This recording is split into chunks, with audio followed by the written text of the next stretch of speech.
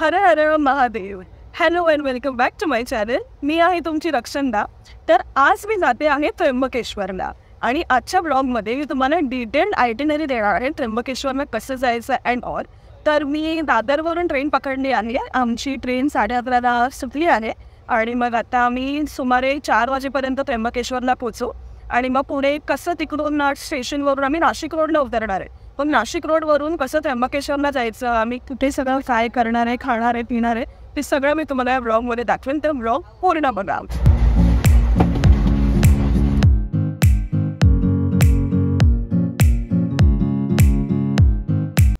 नाशिक स्टेशनवरून बाहेर आल्यावरती भरपूर माणसं असे तुमच्या अवतीभवती येतील की आमच्या रिक्षात या, पण तुम्ही व्यवस्थित सगळं बघा आणि कोणत्या ट्रॅपमध्ये फसू नका.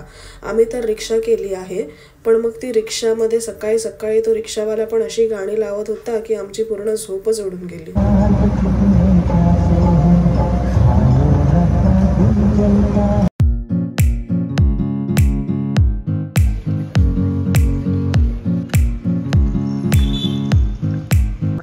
आता वाजले 4:30 नाही ऑलमोस्ट 4:15 आणि आम्ही CBS बस स्टॉपवरती थांबलो आहे अजून. बिकॉज आम्हाला वाटलं की इकडून पटापट गाड्या असतील, पण इकडे पण काहीच नाही आहे. ॲक्च्युली आम्ही तिकडे नाशिक रोड स्टेशनला होतो, तेच बरं होतं आय थिंक, बिकॉज तिकडे तरी ॲटलीस्ट रिक्षा होते. आय नो एक्सपेन्सिव्ह होते, बट तिकडे आम्ही बार्गेनिंग केली पाहिजे होती.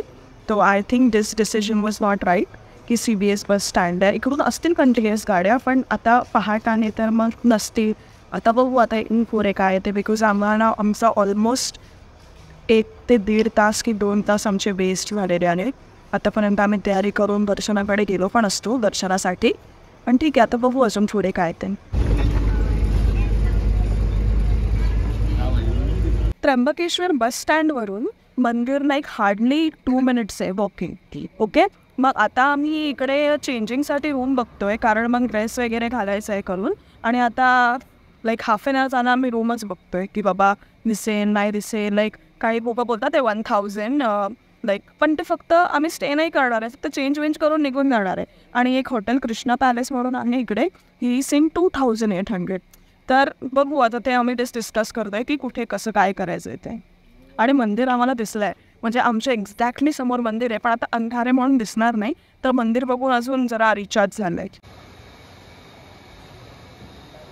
तर फायनली सगळं तयारी वगैरे केली आहे आम्ही आणि आता निघालो आहे दर्शनासाठी. आता वाजले 8:30. विचार केलेला पहाटे दर्शन करू, पण आता काय नसतं, सगळं ठरतं तसं होत नाही.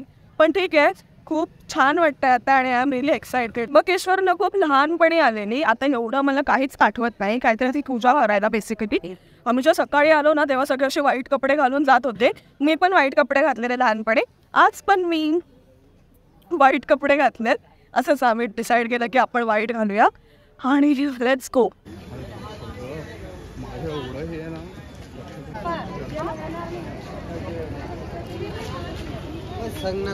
मी तुम्हाला सजेस्ट करेन की ही फुलं घेऊ नका, कारण ते पिंडपर्यंत तर पोचत नाहीच. आणि हा आहे उत्तर महाद्वार. इकडे तुम्हाला VIP पास भेटेल 200 रुपयाला पटकन दर्शन होण्यासाठी. पण आम्ही डिसाईड केलं लाईनीतून जायला, आणि लाईनीतून जायला आम्हाला सुमारे अर्धा ते पाऊण तास लागला, कारण पुढे आम्हाला गर्दी भेटली.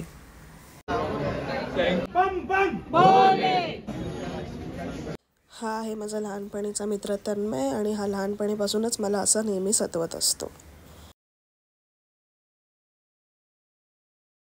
फायनली दर्शन झालेलं आहे. खूप छान पॉझिटिव्ह वाईब आहे गाभाऱ्यामध्ये. मी आतलं शूट नाही केलं आहे, अलाउड पण नाही आहे, आणि आपण करायचं पण नाही बेसिकली, त्याचं ते महत्त्व आपण ठेवायचं. आणि आता ऊन पण खूप वाढत चाललं आहे. इकडे जेवढं जास्त थंडी असते तेवढीच गरमीसुद्धा असते. तर आता आम्ही जरा ध्यान केंद्रामध्ये बसलो आहे आणि बघू जरासं जप करू, थोडेसे फोटो काढू. मी अजून तुम्हाला सगळा मंदिराचा परिसर पण दाखवतो.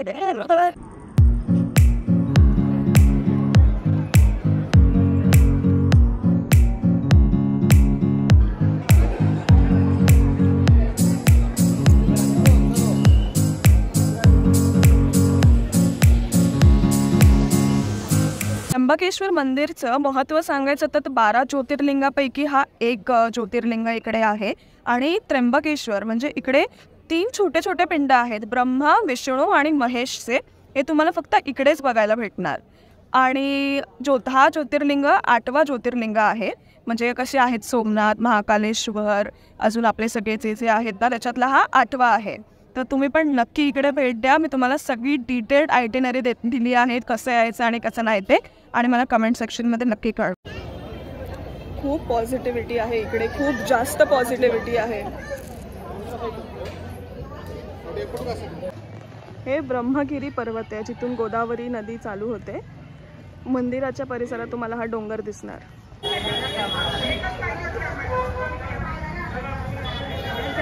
कवळ्या संपर्क दुसऱ्याला आशा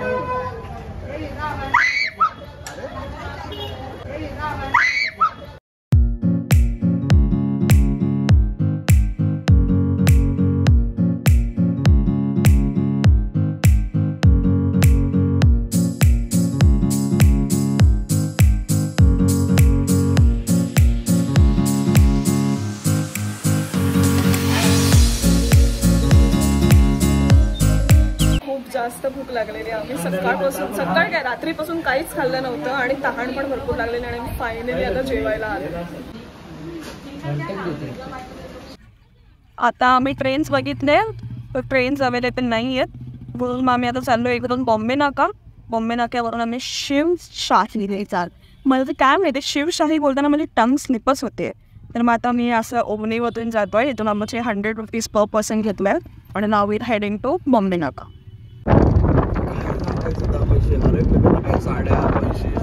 सगळे बॉम्बे नाक्याला, पण आम्ही आलो ओमनीने आणि ते मला एवढा वळवळलं. मला मोशन सिकनेस ना बेकार आहे. ट्रॅव्हलिंग माझी हॉबी आहे पण मोशन सिकनेस ही ना मी एक दिवस वाट लागते माझी फोटो. तर मग आता इथे उतरलो तेव्हा माझी एनर्जी एकदमच डाऊन होती. मग नंतर ORS घेतलं आहे आणि उलटीची गोळी घेतली कारण आम्ही कदाचित बसने जाणार आहे ना, मग ते रिस्कच नाही पाहिजे नाही. म्हणून आता आम्ही बस आता बघू. आता पुढे बस सकाळीच नाही, पहिला तर हे घेतलं, गरज होती.